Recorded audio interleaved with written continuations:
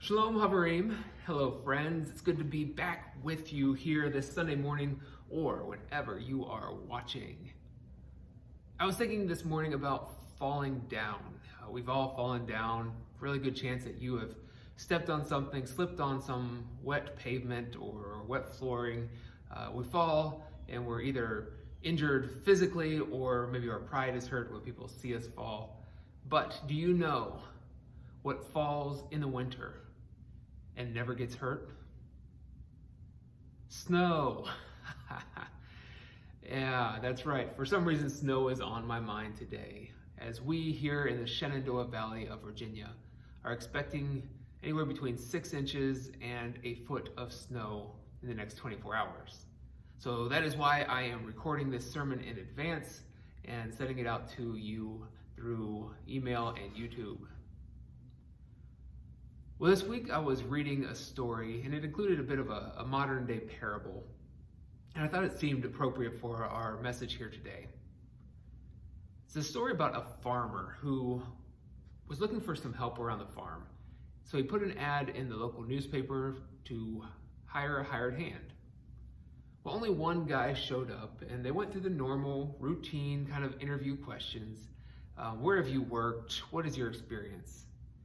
And finally, the farmer asked the applicant, he said, "What are your qualifications?" And the hired hand said, "Well, I can sleep through a storm." The farmer scratched his head. That's not much of a qualification for a hired hand. I can sleep through a storm. Ooh, good job, huh? But it was the only guy that applied for the job, so he hired him on the spot. Well, a few days went by and a big storm brewed up overnight. As the farmer and his wife were sleeping, they were awoken with thunder and lightning, and they were awake all night, not sure what was going on, whether the animals were okay, how the equipment was looking, what damage would be done to their farm and their farm equipment. And early in the morning, at first dawn, the farmer runs outside and he sees that the hired man is over in his lodging place and he's still sleeping. He's just snoring away, sleeping hard. And he's like, "Oh man, well, he was right. At least he can sleep through a storm." But then the farmer started looking around and noticing things. He noticed that the windows on the farmhouse and in the barn were all shuttered. He noticed that all of the animals were cared for. Everybody had food and water.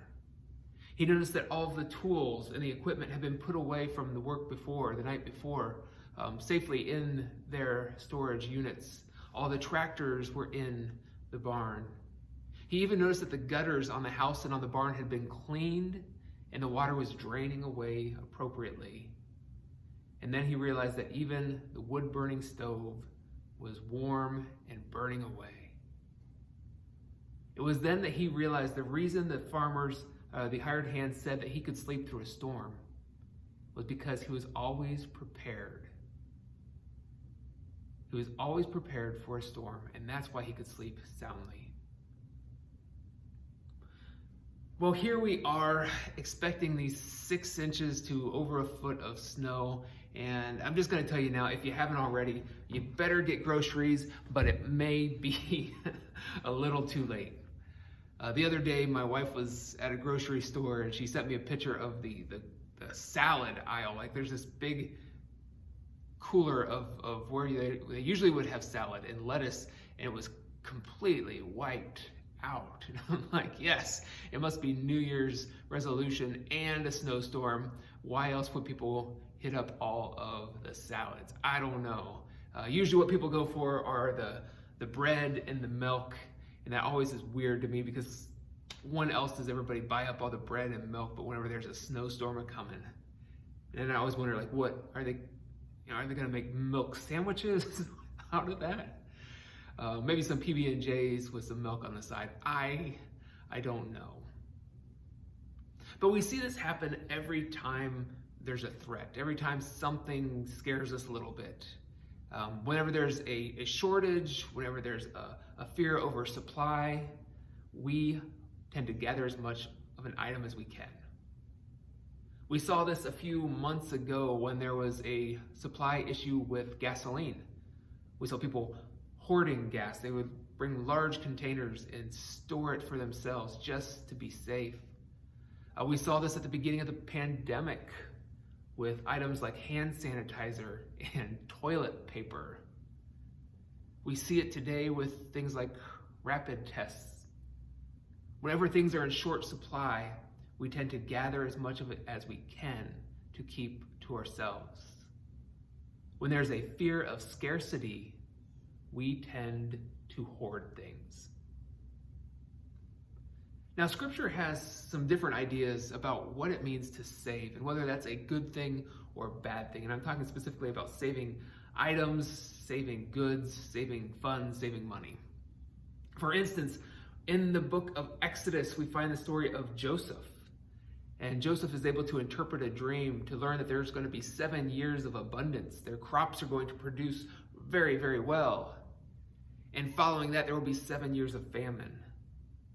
So during the 7 years of abundance, Joseph orders the people to save things up, store it away, gather it together. And then when the 7 years of scarcity do arrive, they're able to eat from the grain that's been kept from the previous years. And they have so much that people come from all around. Even Joseph's family comes to him and asks for some of this stored food. But then we jump to the New Testament, and we find these stories like Jesus saying, don't store up for yourself treasures on earth, where moth and rust can eat away and decay and rust these things. But instead, store up for yourself treasures in heaven. And in Luke's gospel, it's the only place we find this story. In Luke's gospel, there's a story of a person that's referred to as the rich fool.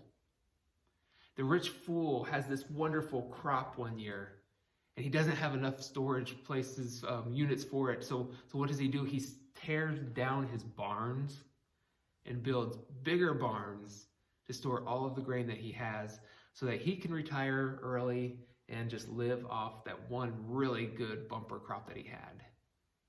And the reason they call him a fool is because he actually dies that night and is never actually able to use all of the food that he stored for all of those years.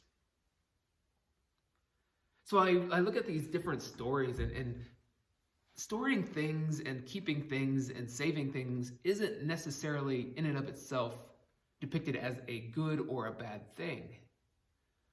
What Scripture shows us, and I believe the point is that storing isn't necessarily bad, but not sharing is.